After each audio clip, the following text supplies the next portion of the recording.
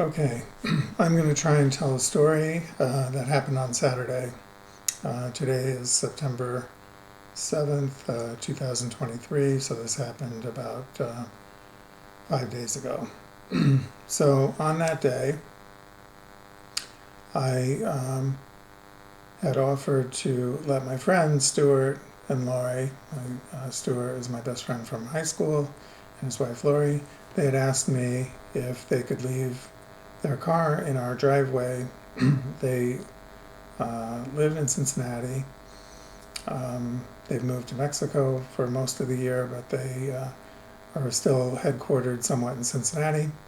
They were visiting there and also wanted to visit their son, who lives in New York City along with his family, then go to Israel and then come back to visit with them some more. So during that time, they wanted to know if they could park the car here in our driveway, which I said fine. They're going to be gone for 3 weeks altogether.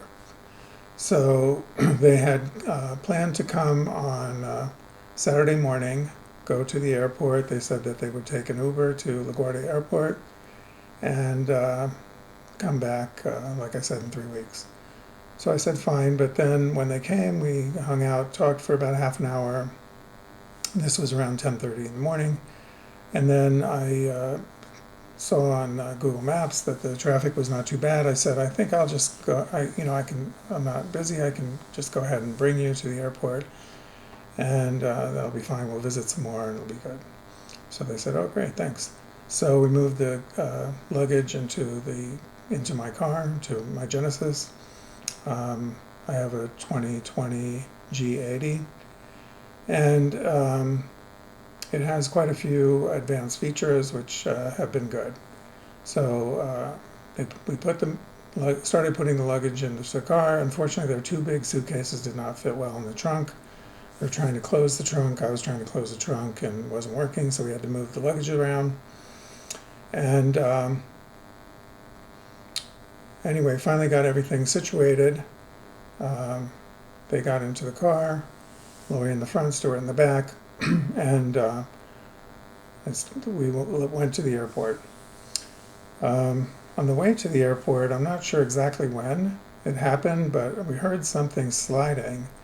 I thought it was behind Stuart in the back seat, and it was like on that shelf of the back seat. I thought I heard something slide from one side to the other, and I didn't think that much of it. I asked, what was that? And he said, I don't know. I said, oh, well, whatever. So we drove, got to the airport, everything was good. Got their luggage out, and they went inside, and I got back into my car. It was not that crowded at the airport, which was nice. And I parked right next to the curb, right in front of the terminal, and went to start the car, pushed the button, and I got the report that the key was not present in the car. So that surprised me, and I had sort of felt in my pocket, because I had these sweatpants on, I felt in my pocket while we were taking the luggage out, and I didn't feel the key, and I sort of wondered about that, but I figured usually the key, I put it down in between the seats or whatever. So I wasn't that concerned about it, but now I got this message that said the key was not present. So I looked around, which was, I thought, sort of useless, because if it says it's not there, it's usually not there. So within a few moments, I said, well, I don't know. I must have been moving the luggage around. I must have left it in the garage or brought it back in the house, or must not have had it, and maybe I had the car already turned on when we left. I didn't really remember. So I have an app for the phone. I looked on the app, and took me a moment to log in, but I was able to log in, and I don't see anything there regarding starting or stopping the car. I'm able to lock it, unlock it, turn on the air conditioning or the heating, do different things like that, but not start or stop the car. So I called the Genesis services, which I was hoping they could start it, and she thought she could start it, but she tried. At first it said it cannot start the car because the doors are unlocked. So I locked the door. She tried again, got an error reading. Anyway, I went back and forth. She thought she was going to try and find some other information, but the bottom line is she wasn't able to do it. In the meantime, of course, somebody had come over right away and asked me to move the car. I said, I can't move the car, I don't have the key. And I realized right away he did not speak English. So I was having a hard time getting him to understand the situation. He was sort of agitated why I wasn't leaving. And I said, I'm trying to leave. I'm on the phone with these people. This was while I was on the connected services of Genesis. Anyway, eventually, after a while, another person comes over, says you have to leave. I explained to him. He's taken pictures of my license plate, and I was just generally panicking and not having a good time at all.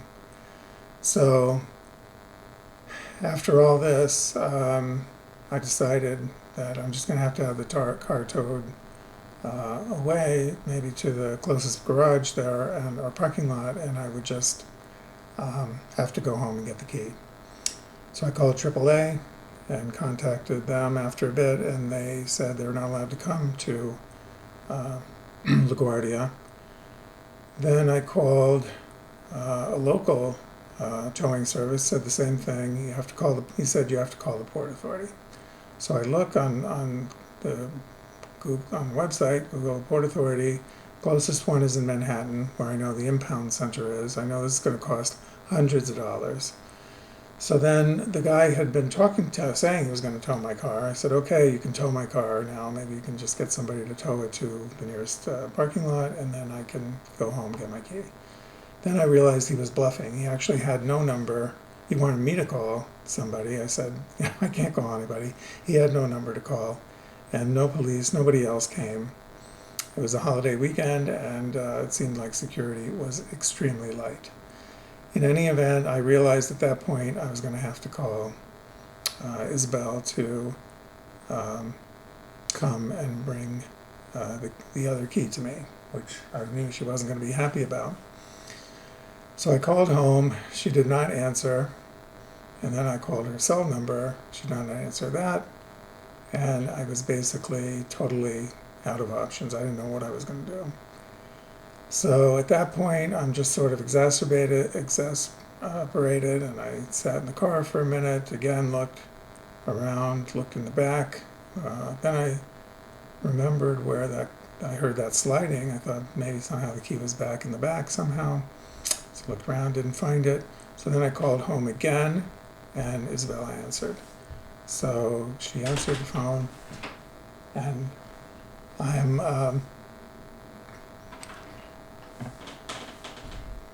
sorry about that. So she answered the phone, and I told her the situation. She was not happy at all about it, of course. And I said, well, why don't we call this Uber? You can give the Uber the key, and they can just bring it out to me. She said, no, I'm not doing that. So she said, I'll come out there. So sure enough, took a while, but like about an hour later she came. Meanwhile, during that time, the guy who had been sitting there, who spoke very little English, became extremely nice. He finally understood the situation, knew that I was not a danger, and it wasn't that crowded there at the terminal anyway. There was plenty of room for people to pull up and around me if they were dropping off or picking up. And then he actually even offered to just let me go downstairs and get something to eat. He was worried that I was hungry. And anyway, Isabel came, gave me the key. The car started and went home. While I was waiting, I remembered that during the time that we were moving the luggage around, and I was then going from the side of the car to the trunk area, I put the key on the roof. So the sliding sound that we heard was the car key, the key fob sliding off the car. So that was, of course, disappointing. I've looked around for the key after that, everywhere we drove to the Palisade Parkway. I didn't go beyond the Palisade Parkway, but anyway, despite me looking a couple of different times, I didn't find it. So on Tuesday, I called the police department in Gloucester, in Alpine, the Palisades Parkway Police. Nobody had the key. So I called Genesis and ordered a new key, which is going to cost $519 plus another $190 to program it. So anyway, that's the end of my story. Thank you very much.